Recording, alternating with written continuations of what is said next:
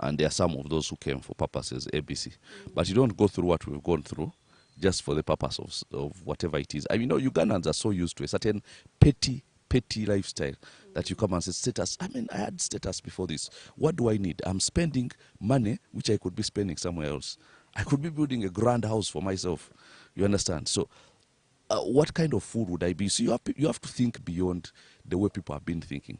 And you see, there's that guy who said that the problems that we face in our society can only be solved at a higher level of thinking than the level that created the problems. So if you want to see a better Uganda, you have to stop thinking like the normal Ugandan thinking, because then you stay there. She told us, what about the violence from the ruling party?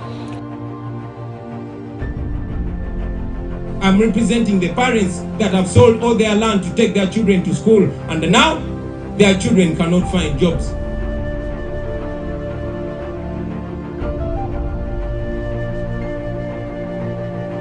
We need to work together systematically so as to expand and balance this trade.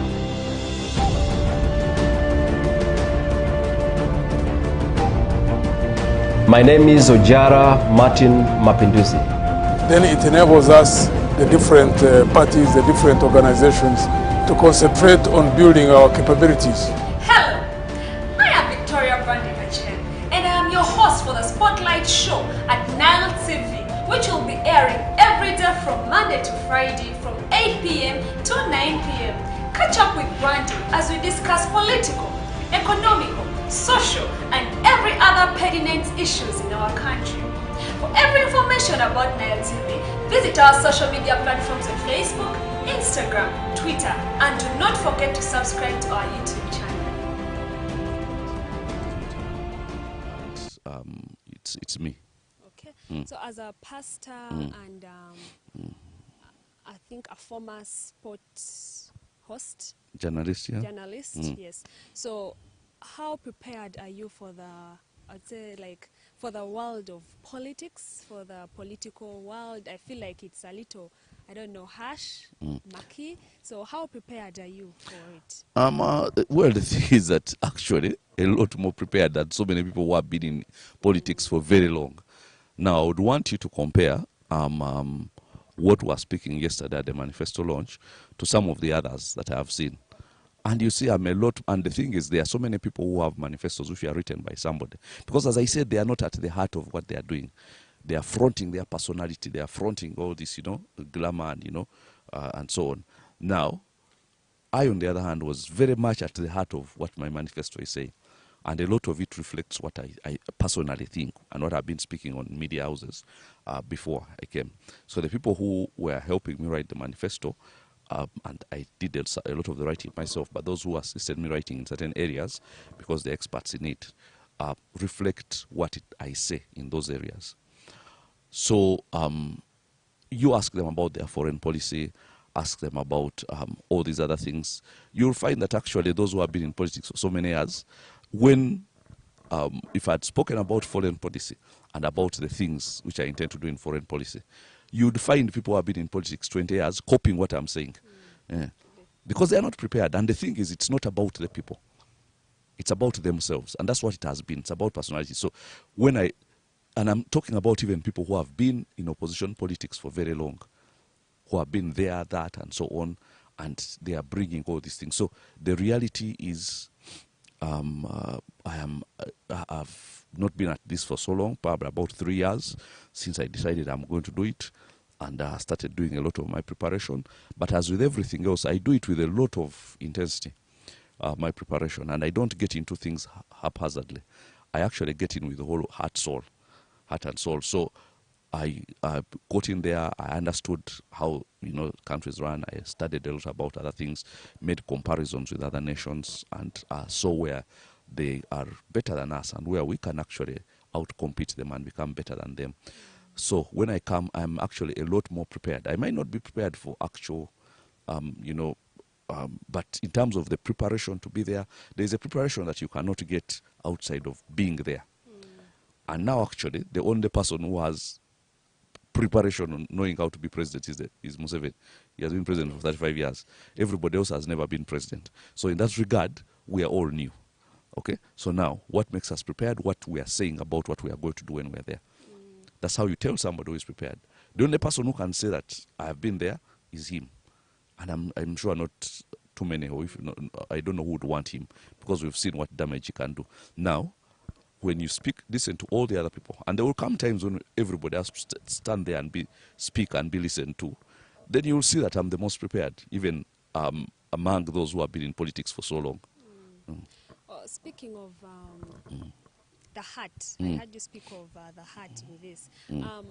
It's very, very hard, I would say. Not for, I'm sure it's very hard for some Ugandans to apprehend the fact that you're in this race to win it.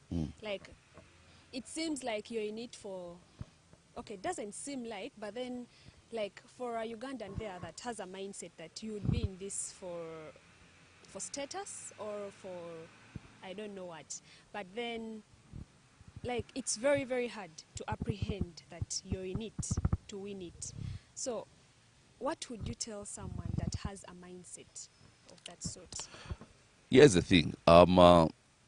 You don't go through what we go through, even just getting nominated, unless, of course, there are people who are behind you. And there are some of those who came for purposes ABC. But you don't go through what we've gone through just for the purpose of whatever it is. I mean, Ugandans are so used to a certain petty lifestyle that you come and say, status. I mean, I had status before this. What do I need? I'm spending money which I could be spending somewhere else. I could be building a grand house for myself. You understand? So, what kind of fool would I be? So you have to think beyond the way people have been thinking. And you see, there's that guy who said that the problems that we face in our society can only be solved at a higher level of thinking than the level that created the problems. So if you want to see a better Uganda, you have to stop thinking like the normal Ugandan thinking, because then you stay there. You cannot go beyond it. So the reality is that you come this far and you've been through a lot of things, okay, some of which we never talk about. All your life turned around and you've been through a lot of things, and then somebody comes and says that things like that, it is quite frankly, like, I'll try to be mild here, not the wisest way of thinking, but the thing is, they will know that I'm in it to win it when I win it, because I know, because they are thinking, where are your votes going to come from, and so on. I know exactly where they're coming from, and I know there are people, there's people who are going to take on the streets because they are that kind of person, and there are people who are going to want to attract people on the streets. And I'll tell you this, if I wanted to do that sort of thing, I would do it. It just takes an extra bit of money to pay some people here and what, and they all. I don't want that. I want to speak, and I say that I want to speak to people's minds. I want to speak to their minds, and I want to trigger their reasoning capacity rather than their drama instinct. And now, if I cannot stir up your mind, then I don't want to stir up your feet. Okay? I prefer to stir up your mind than your feet. And now that's the key thing. So you will not see me doing certain things. You will not see me, attracting tear gas and what. I know that a lot of people have to keep up that, because that's how politics has been. You see, that's how it has been. You have to do this, fight with police, do this, and somehow get sympathy votes and what. That I want to stir up people's minds, because after all this is over. By the way, let me tell you, that kind of politics is the Museveni politics, where you're expecting his security forces to come and what, then you show people, you see, they have taken off what, they are doing this and this to me. That is, they have taken off my shoes and what. Then you attract a certain kind of people. If now, on the other hand, I want to stir up people's minds and they start thinking. Now, the people who listen to my manifesto launch, so many of them get thinking. Their feet don't move, their minds move, and that's what I want. Because the minds are more important in solving the problems of our country than the feet are. Because we've been moving all these years, we've had all those rallies, we've had all those things, we've had people in trains, we've had what, and it still has produced the same result. So, what is being done different by those people that hasn't been done before? What is being done different by those people that has not been done by previous opposition candidates? Nothing, absolutely nothing. They are just copying a template that has been laid before by somebody else, and you know what I'm talking about. they copy his template and then come and do the same thing, and you hope that it will produce a different result. And now what does that call? I mean, what did that scientist say? I will not use the word, but he said somebody who does the same thing over and over again and expects a different result. There's a certain nice word he didn't call him. He called him, but I won't say it here. Well, okay, so speaking of what you go through, it reminds me of something back then, and I would just like to ask if, because you know, when you come up for such a position, people tend to dig so much into your past, into who you actually are and all that. So following your arrest of 2015? Yes. 2017, actually. 2017, yes. So don't you think that's going to affect, do you think that is going to affect your campaigns in any way, basing on the facts that you were arrested, under the facts that something to do with the president and whatever it is? So don't you think that's going to affect your... You think, you know why I was arrested, right? Yes. If they had arrested me for stealing or for doing something like that, it might have affected my presidency. But then I also know the people who are running for president, especially the one who is currently holds it, is perhaps the biggest.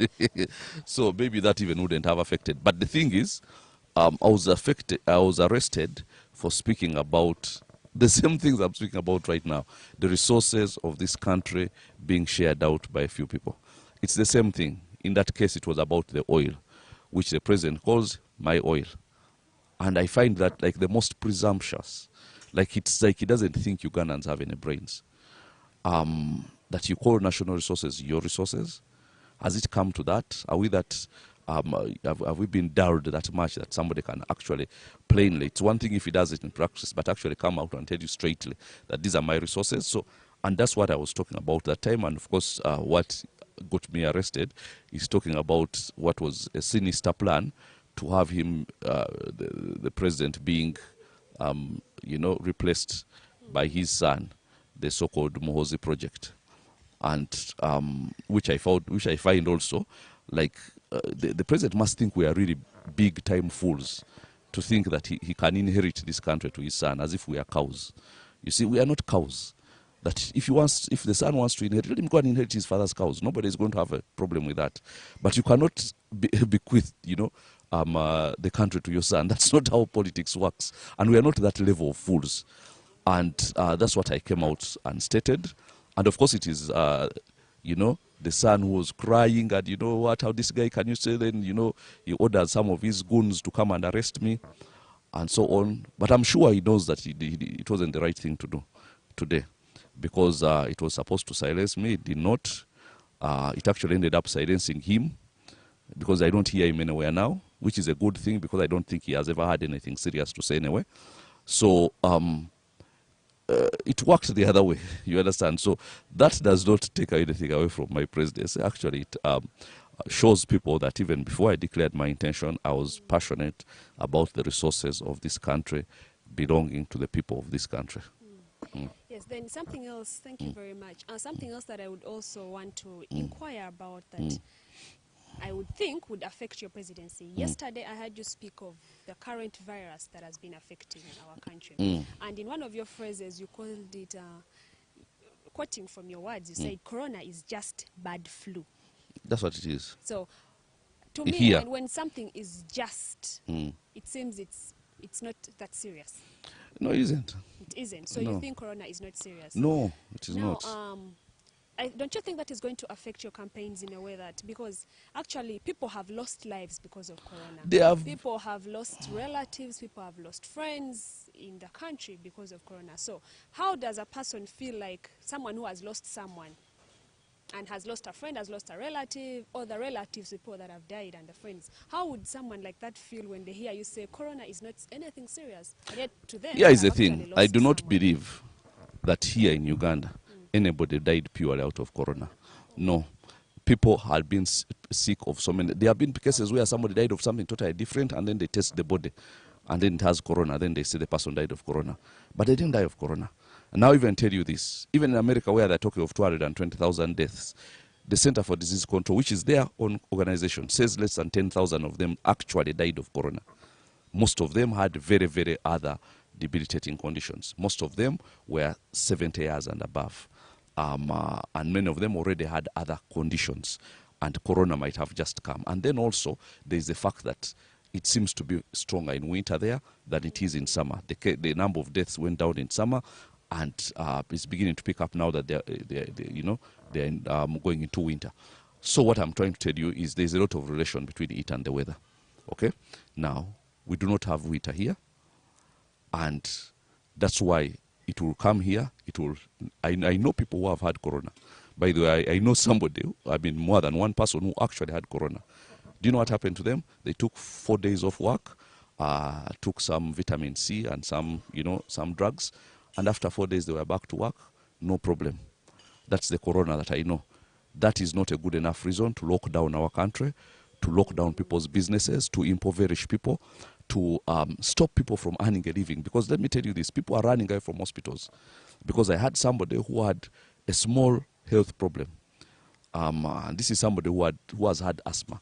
So they get an asthma attack. And because the people who are earning money from corona are looking for cases. So this person has had asthma all their life. He goes to hospital with asthma. They say corona. And they lock the guy up for a whole month. And he doesn't have corona. And now, do you know what it means in our society to lock somebody up for a month? So many times they will come up when the landlord has put another padlock on his house and what? You've disorganized all his life of a sickness, which is like just some kind of, terrible flu. Like we have people who are dying of malaria. And we know that malaria, people who die of malaria die of poverty because there's a cure for it. But they can't afford the medicine.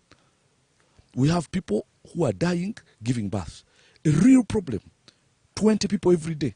We have children who are dying within the first week of their, being given. Real problems which can be solved. But we are spending a lot of time talking of corona. Because why? First of all, because that's where the money is. You understand?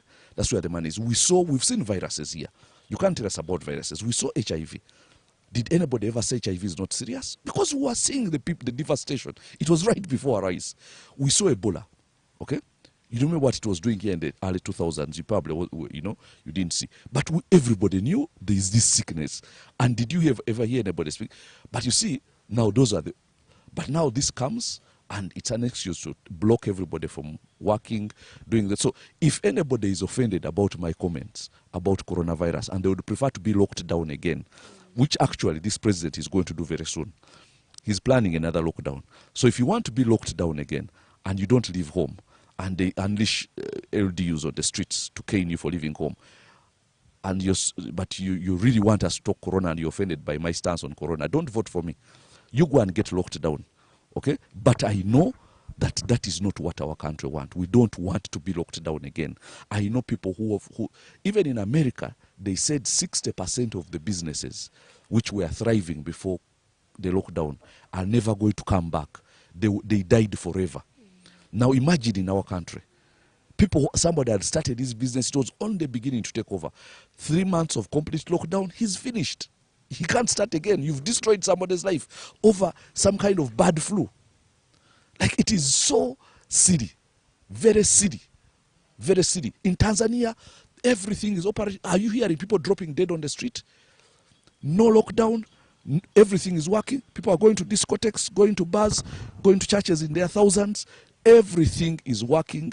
Even at the airport, nobody is putting on a mask. At the airport, they're not even testing. You understand? In Tanzania, next to us, nobody is dying.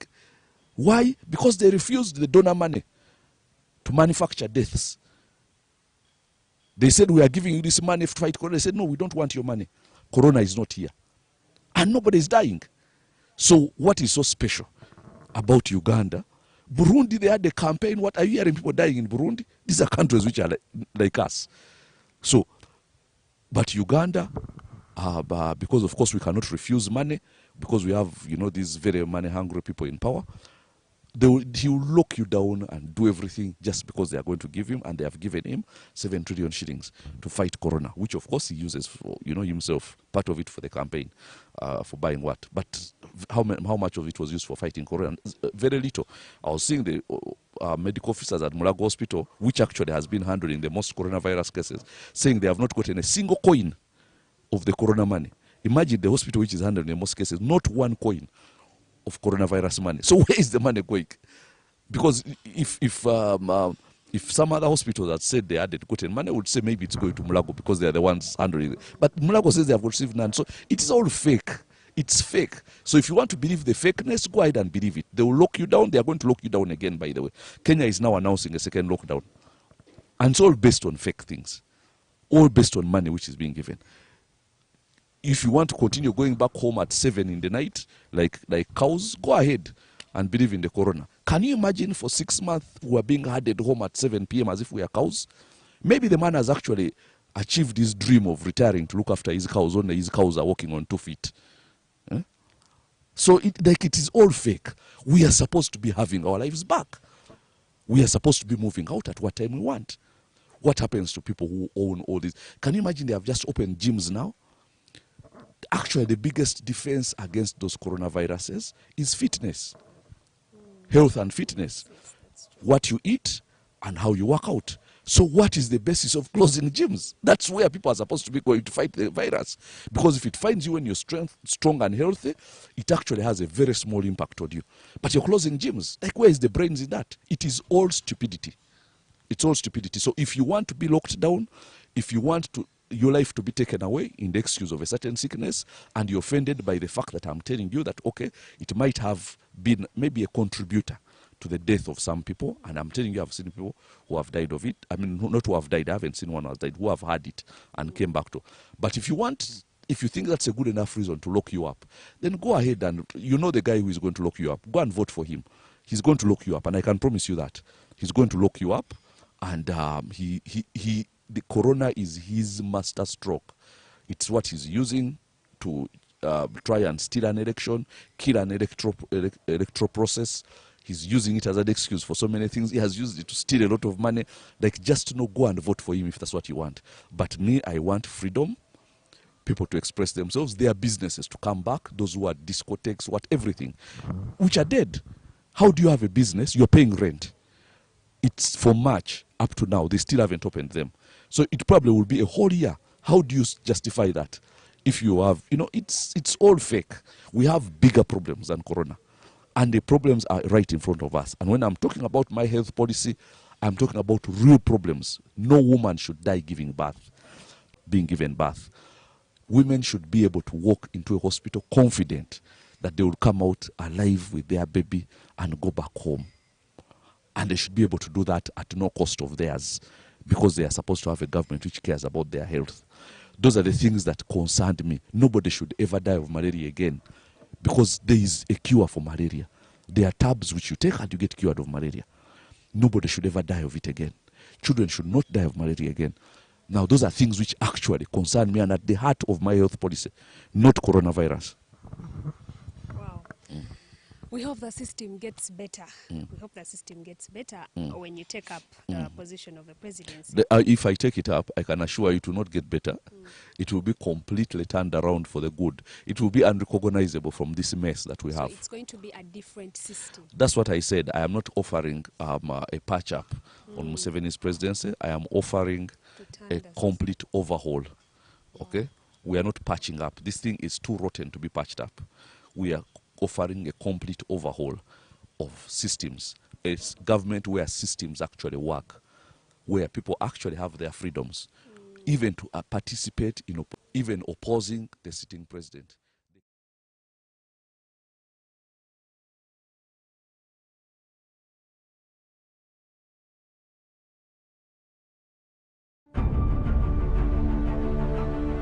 She told us, what about the violence from the ruling party? I'm representing the parents that have sold all their land to take their children to school, and now their children cannot find jobs.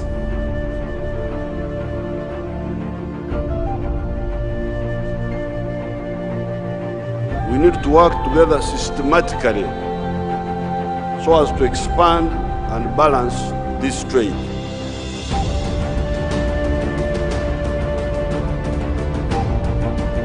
My name is Ojara Martin Mapinduzi.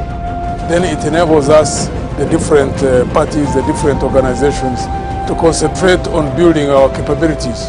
Hello, I am Victoria and I am your host for the Spotlight Show at Nile TV, which will be airing every day from Monday to Friday from 8 p.m. to 9 p.m. Catch up with Brandy as we discuss political, economical, social, and every other pertinent issues in our country. For every information about Nile TV, visit our social media platforms on Facebook, Instagram, Twitter, and do not forget to subscribe to our YouTube channel.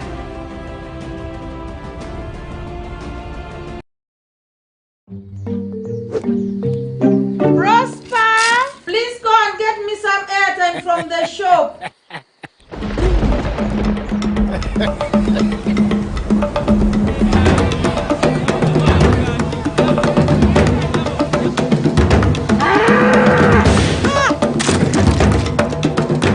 Prosper, you be a good husband and get Yaka also.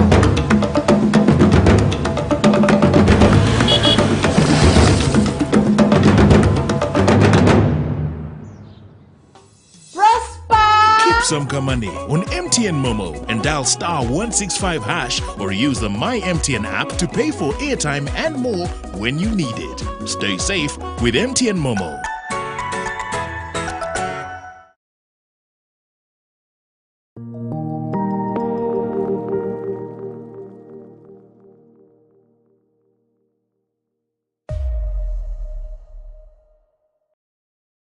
Can do anything. Real democracy and freedom of expression, freedom of speech, freedom of assembly, okay, freedom of gathering together, of demonstrating against something they don't want. These are things which are in our constitution, Yes. but are not. You cannot do them in practice, and you don't put yourself in harm's way. So this is what we are talking about: a complete overhaul of this system. Wow. So you have said a system that actually works. Does that mean that the current system is not working or does not work? Because even with the rotten system, I would say we have seen at least some things. We have seen things being done. Like personally from northern Uganda, I would say over the years our roads have gotten better. Gulu now has a city status, and so does, as you say, a system that actually works.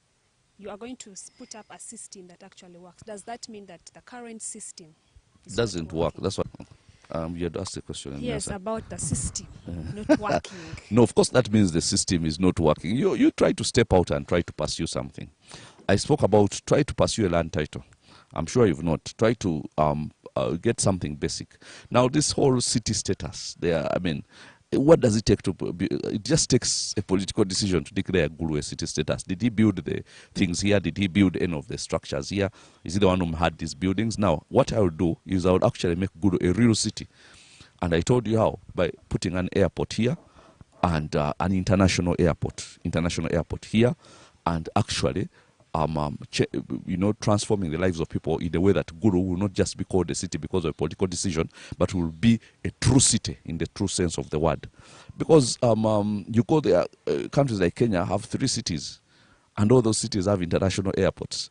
All of them have, not that we can have international airports in all the cities of Uganda, that is unrealistic, but we can build them because all these cities have best things which some economic activity that they can do to actually justify, all that city status.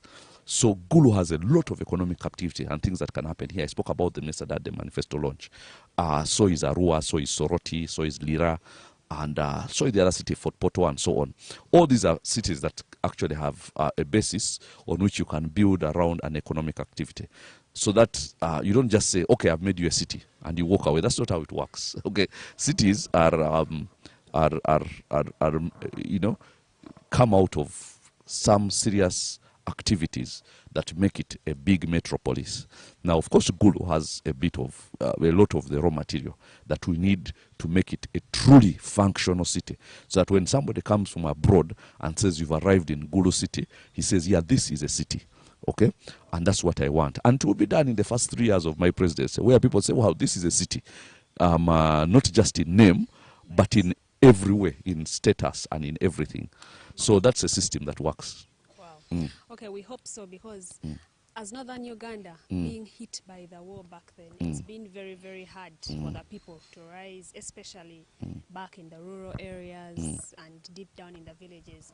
A lot of systems have been on hold, education and everything. We've seen early marriages, forced marriages, and generally as northern Uganda, the war affected the people so much, and it has held us back. So I hope there are certain strategies that you've laid down to help the people of northern Uganda in particular that were affected by the war to rise again. And That's precisely why I actually chose to launch my manifesto in this place. Because it's Gulu, I think, is the capital of this northern Uganda. Okay, they are really Gulu and Lira, and there is a lot of affirmative action that has to be done for the people of this place to bring them up to make them forget those wasted years when things were not happening, when people were staying in camps, and that's a very big shame on our past, that we actually go to a place where people had to leave their homes and go and stay in camps.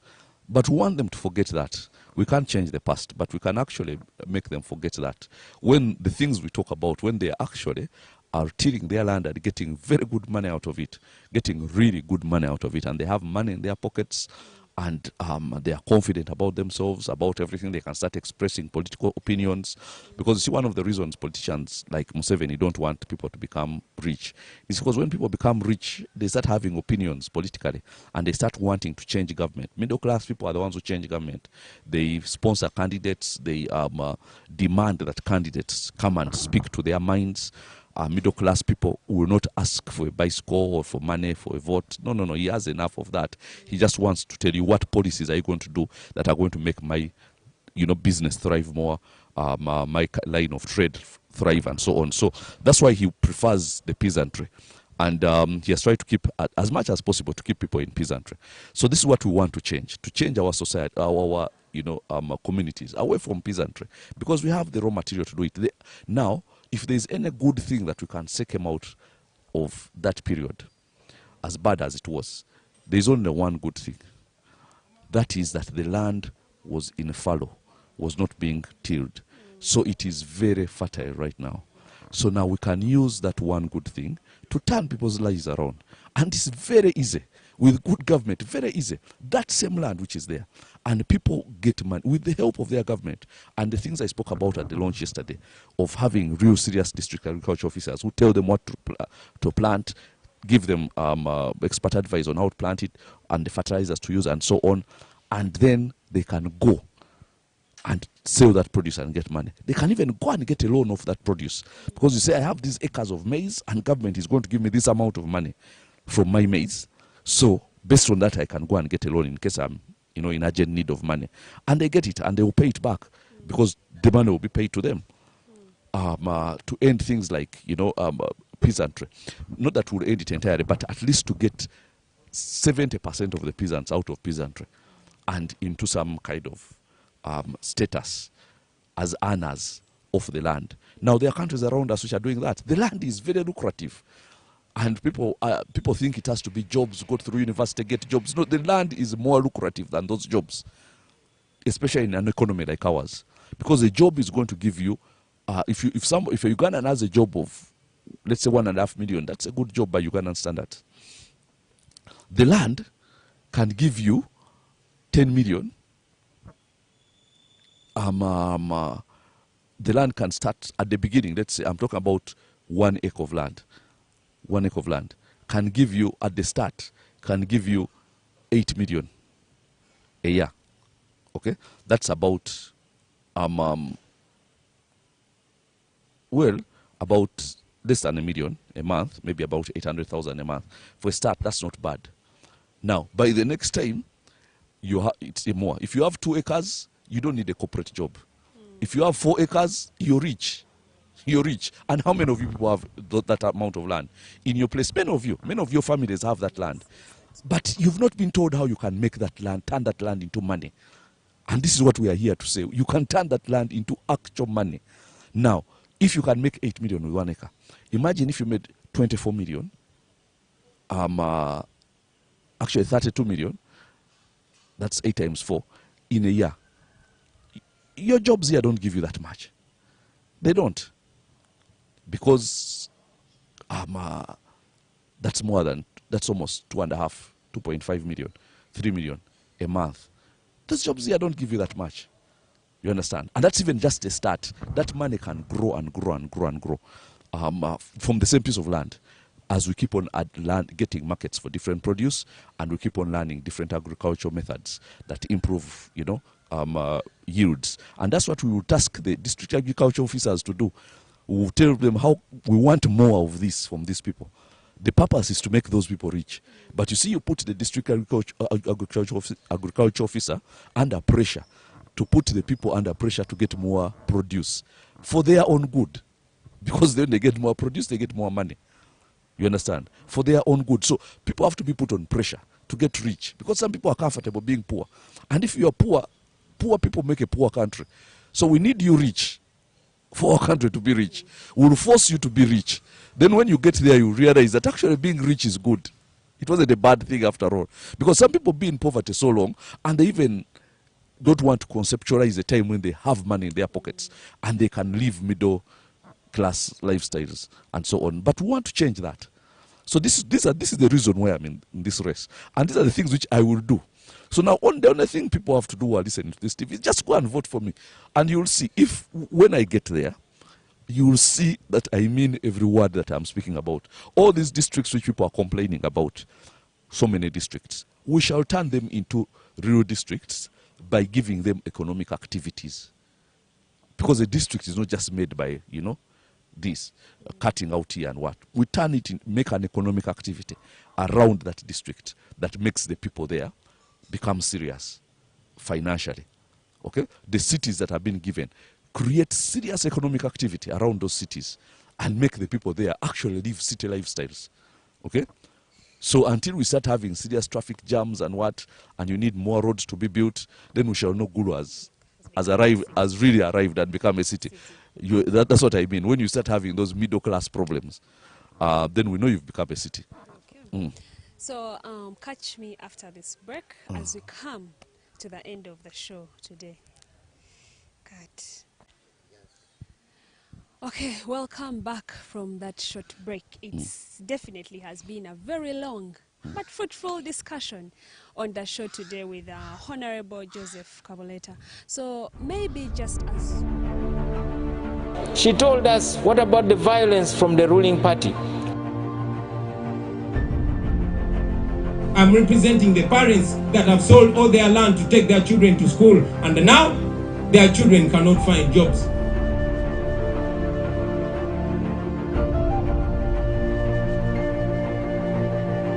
We need to work together systematically so as to expand and balance this trade.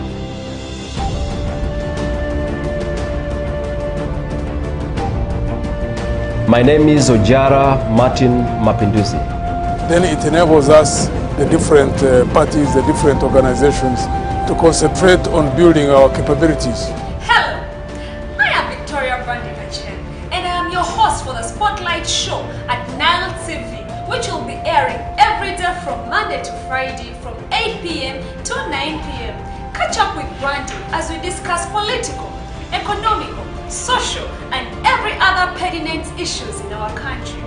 For every information about Nile TV, visit our social media platforms on Facebook, Instagram, Twitter, and do not forget to subscribe to our YouTube channel.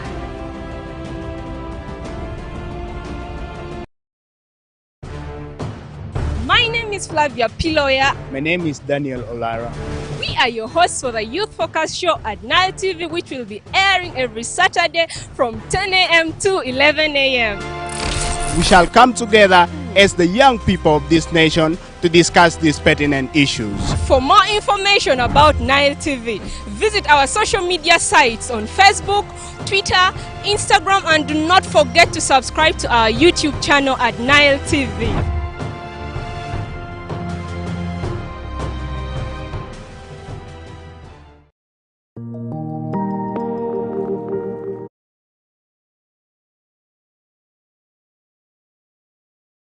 come to the end of the show. Don't you think running for state power is going to affect your ministry? No, it is not. It won't. It will not, because here's the thing. I have done other things alongside ministry, and actually a lot of what I'm planning is actually ministry. Is actually ministry. The things that I do them as ministry to the people. Ministry means some service to the people. Now, when I do the things that I'm promising, and the people become, wealthy, that is ministry. And actually, that makes God happy. That his people are no longer suffering; they are now living good lives, because it makes God happy when the people of God are living good lives. He doesn't want his people to suffer.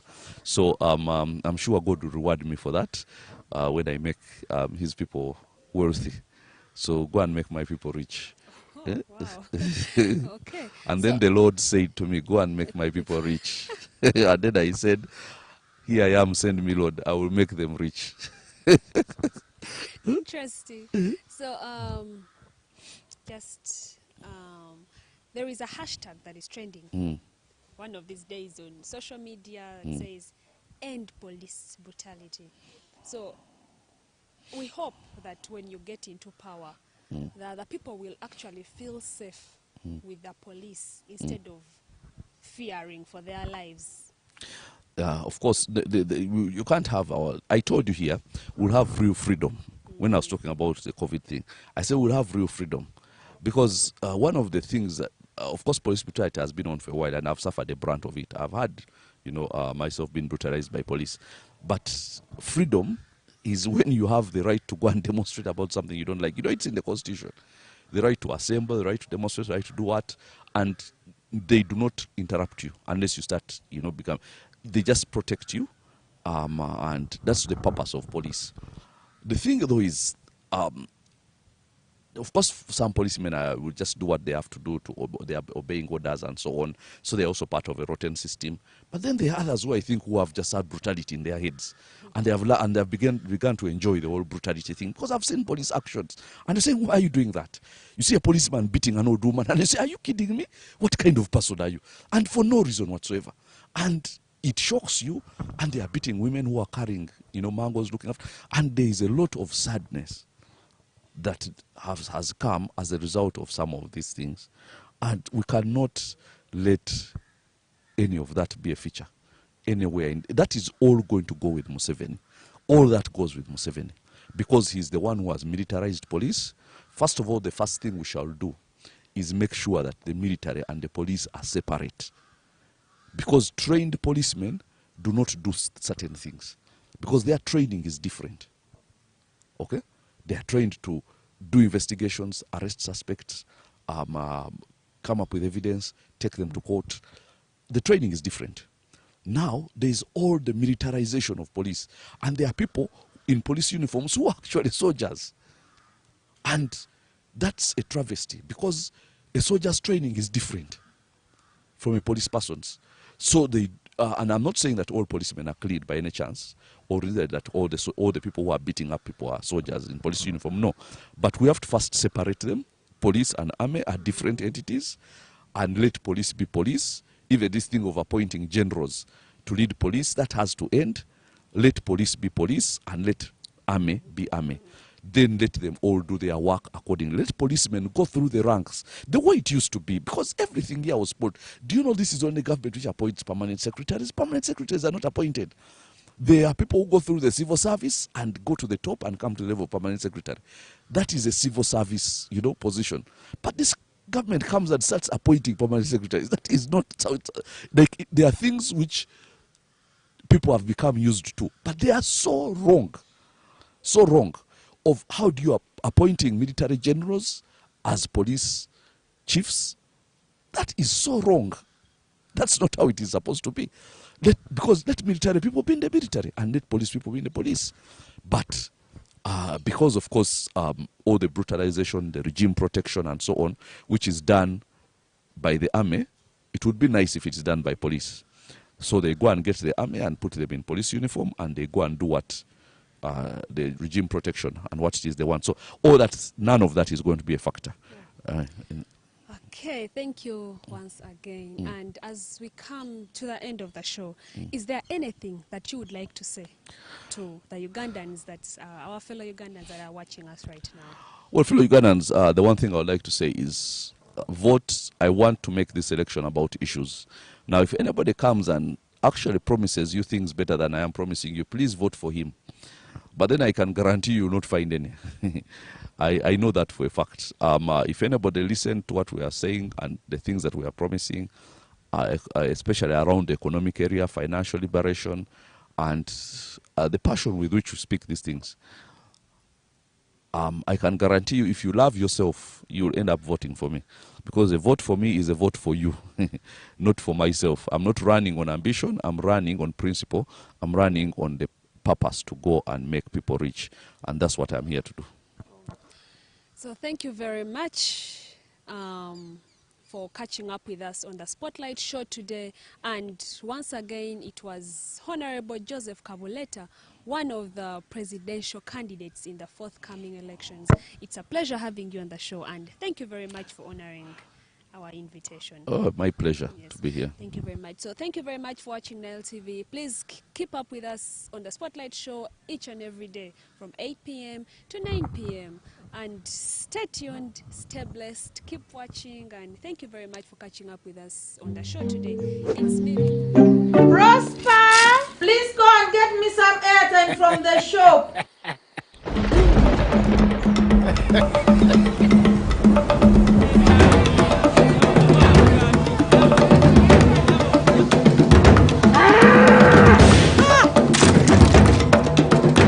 Prosper, you be a good husband and get Yaka also.